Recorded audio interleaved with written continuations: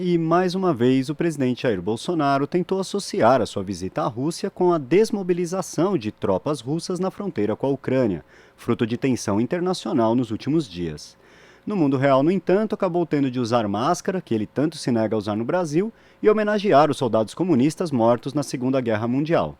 Para analisar os resultados dessa viagem presidencial, nós vamos conversar agora com o professor de Relações Internacionais da Universidade Estadual do Rio de Janeiro, Williams Gonçalves. Bom dia, Williams. Tudo bem?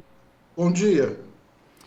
Williams, tanto Bolsonaro quanto seus aliados têm insistido nessa ideia de que a visita do presidente à Rússia teve algo a ver com a diminuição da tensão na fronteira com a Ucrânia.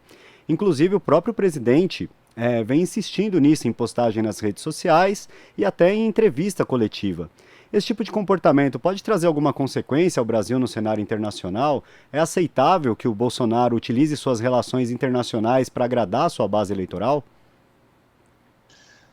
Olha, nós temos uma política externa hoje que eu diria como não política. Na verdade, não temos política externa. Se definirmos política externa como estabelecimento de um objetivo e mobilização de recursos para alcançar esse objetivo, nós não temos política externa. Nós temos uma série de atos desconectados, sem lógica alguma, e que, pelo que podemos perceber, podemos entender, né, atende aos interesses do grupo político do presidente Jair Bolsonaro e de seus eleitores, os militantes da sua causa. Agora, a repercussão internacional disso, eu diria que seria péssima, né? No entanto,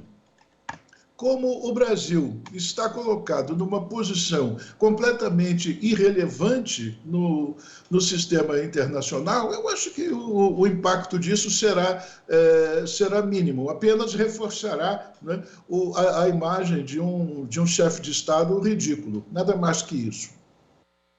O Brasil depende basicamente de exportações, né, professor? São para vários países do mundo, o Brasil é um exportador de commodities.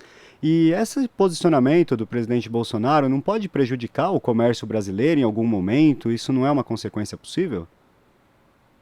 Não, desse ponto de vista, não, porque como exportadores de commodities, sobretudo de commodities agrícolas, o mundo todo precisa dessas importações, precisa desses produtos e não, vamos dizer, abrirão mão da importação desses produtos por qualquer comportamento inadequado do nosso presidente, né? O problema, no meu entender, é outro, porque as relações internacionais, ou a política externa de qualquer país, né, é uma dimensão importante do seu processo de desenvolvimento econômico e social. Então, quando não se usa essa dimensão, quando não se tem uma política externa completamente atrapalhada, exótica, naturalmente que essa dimensão fica anulada. O nosso processo de desenvolvimento econômico e social fica completamente comprometido. Essa é a questão. Ou seja, não se usa a política externa para promover o desenvolvimento, se usa a política externa para atender os interesses mais estranhos, mas que não são aqueles do interesse nacional. Podendo aí, de alguma forma, trazer prejuízos ao país que acaba não se desenvolvendo da mesma forma, não consegue estabelecer essas relações para trazer vantagens ao país. Inclusive, professor, há muitas especulações sobre o que seria a agenda de cibersegurança do governo Bolsonaro na Rússia, já que o país é apontado por vários outros países como origem de ataques e de influência nas eleições, como no caso da eleição do presidente Donald Trump nos Estados Unidos ou do Brexit na Grã-Bretanha. É possível que isso tenha havido um interesse oculto na visita de Bolsonaro à Rússia? O país poderia ter a Rússia, no caso, poderia ter algum interesse em influenciar as eleições presidenciais brasileiras? Olha, é o tipo da coisa que a gente não pode dar uma resposta segura, né? Porque se o interesse é oculto, né? Eu, pelo menos, não tenho acesso a ele. Agora, eu só penso que isso não faz muito sentido. Não creio que o presidente Vladimir Putin, né, se envolva numa questão como essa. Evidentemente que todos nós sabemos, é inegável, né, que lá o dispositivo cibernético da Rússia está envolvido nessas questões, assim também como das outras potências. Não apenas a Rússia. A Rússia não é uma criminosa isolada. As grandes potências usam todos esses sistemas, espionagem contra-espionagem, serviços de inteligência.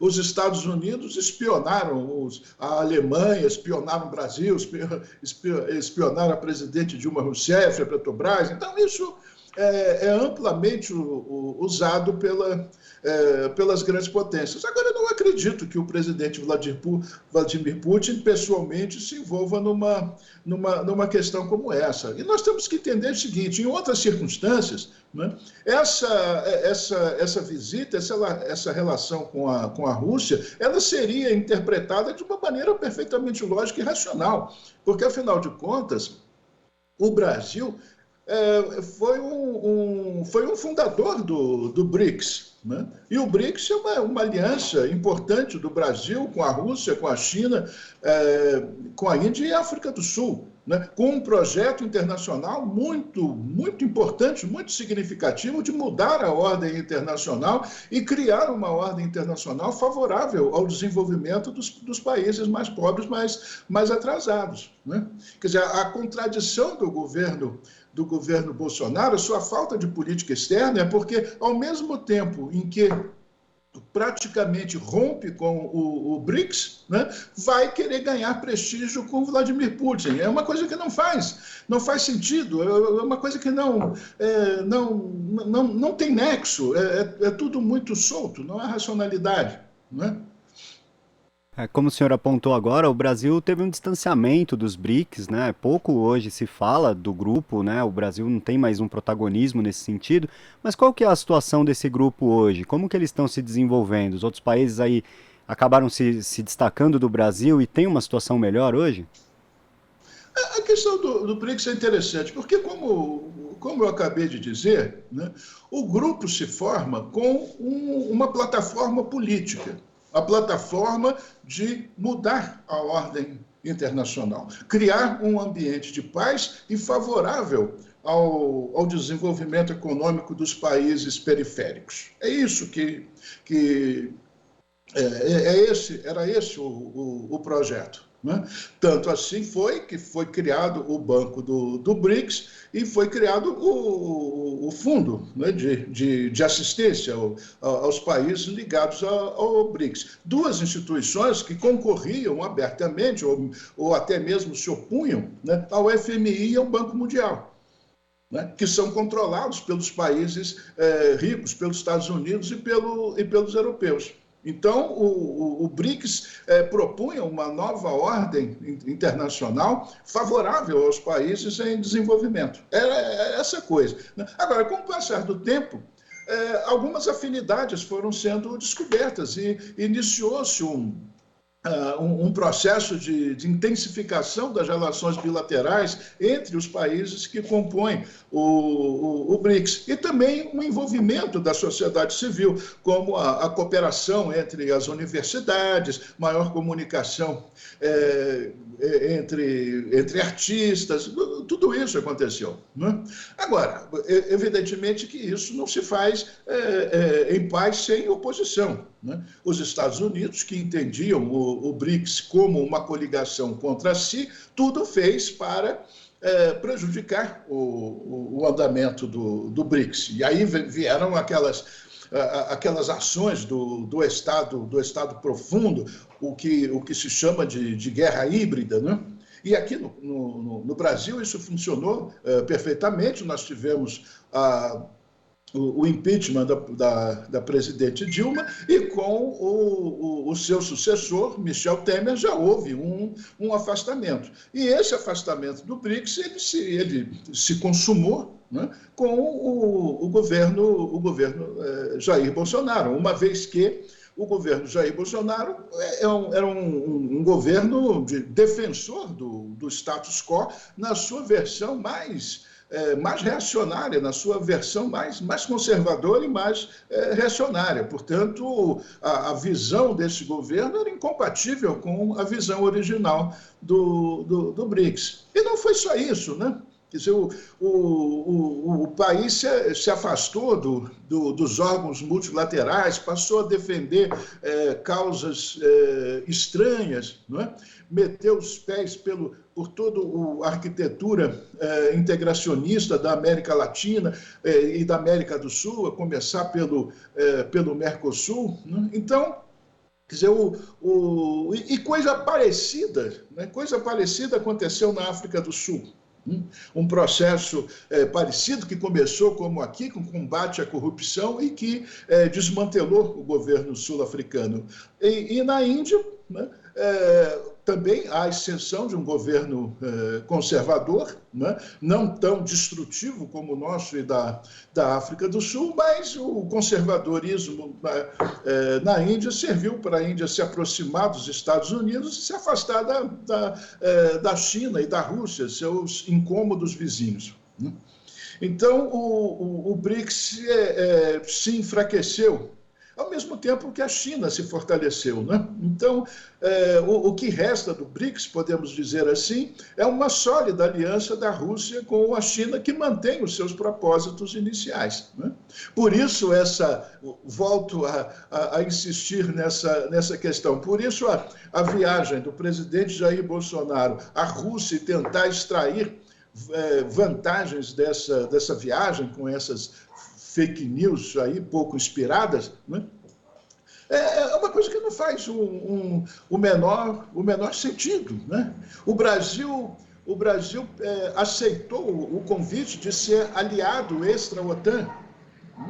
Esse convite foi feito reiteradamente nos governos Lula e Dilma, né? Havia seminários aqui no Brasil, no Rio de Janeiro, no Forte Copacabana, financiados pelos alemães, pelas fundações alemãs, né? Com vistas a seduzir os nossos intelectuais e militares, né? A aderir à OTAN, né? Isso acabou sendo feito.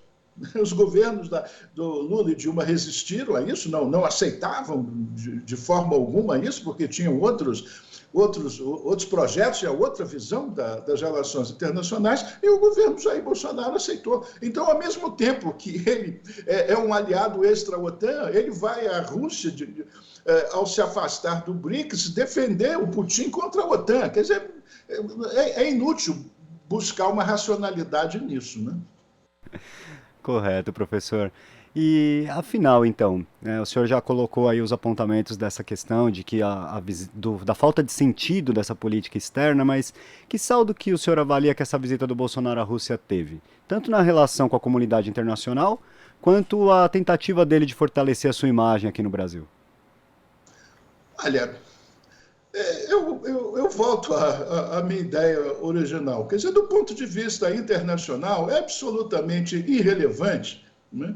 Uma vez que ele não é considerado um governante sério, né? Portanto, isso não faz muito sentido. Talvez os norte-americanos tenham ficado aborrecidos com essa viagem, nem tanto pelo Brasil, mas pelo fato de o Vladimir Putin poder capitalizar isso de alguma maneira, né? Do ponto de vista da nossa política externa, isso não diz nada, não acrescenta nada, porque nós não temos uma política externa, não temos objetivos definidos. Então, a única coisa que resta, né, é o dele, né, público interno, né? E tudo, quer dizer, e uma capitalização, né, dessa viagem baseada na mentira, e na mentira mais absurda, né, na mentira mais ridícula, porque não se trata nem de um erro de interpretação, de um escorregão na interpretação, é uma mentira completamente absurda, como o ex-ministro do seu governo, esse Ricardo Salles, foi dizer que o Jair Bolsonaro interrompeu o processo de guerra e que lhe vai ser atribuído o Prêmio Nobel da Paz. São coisas assim ridículas. A pessoa, para acreditar nisso, precisa ser muito mal informada, muito tosca, né? Portanto, alimenta o prestígio junto a um grupo que nós, a esta altura, né, dos acontecimentos, nós consideramos um grupo, vamos dizer assim, de siderúrgico, né? Aconteça o que aconteceu, Jair Bolsonaro pode fazer o que for, que eles continuarão apoiando, né? Quer dizer, um grupo de lunáticos que completamente indiferentes à realidade e que apoiam o Jair Bolsonaro por tudo. Fora disso, nada vejo de interessante, de inteligente. Tá certo, professor Williams. Muito obrigado pela sua participação aqui no Jornal Brasil Atual. Um bom dia e até uma próxima. Bom dia, não há que agradecer, foi um imenso prazer. Um abraço. Um abraço. Conversamos aqui com o professor de Relações Internacionais da Universidade Estadual do Rio de Janeiro, Williams Gonçalves. Você está ouvindo Jornal Brasil Atual. As notícias que os outros não dão.